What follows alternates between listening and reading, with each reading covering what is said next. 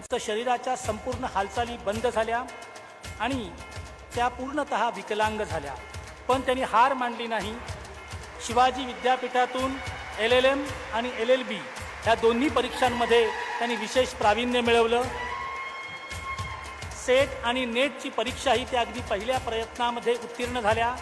शरीर अधिकाधिक दुर्बल होत असतानाही शिवाजी विद्यापीठात त्यांनी अध्यापनाचं काम सुरू केलं. पुढे LLB, CA आणि CS ह्या विद्यार्थ्यांसाठी खाजगी क्लासेस त्यांनी सुरू केले. त्यांचे अनेक विद्यार्थी यशस्वी वकील, यशस्वी न्यायाधीश, CA आणि CS आहेत. आता या संपूर्ण त्यांचं शरीर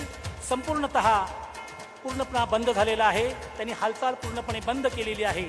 असं असतानाही LLBच्या विद्यार्थ्यांसाठी 40पेक्षा अधिक विषयांच्या नोट्स त्यांनी तयार केल्या.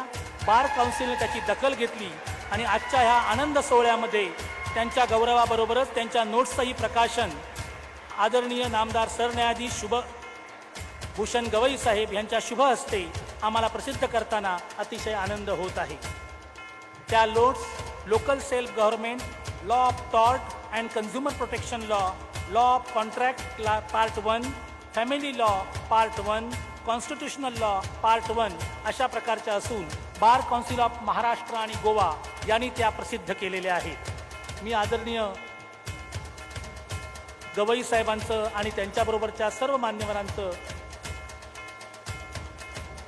स्वागत करतो की त्यांनी स्वतः डायसवरून जाऊन ॲडव्होकेट प्रीती प्रकाश पटवा यांचा सन्मान आणि गौरव केलेला आहे.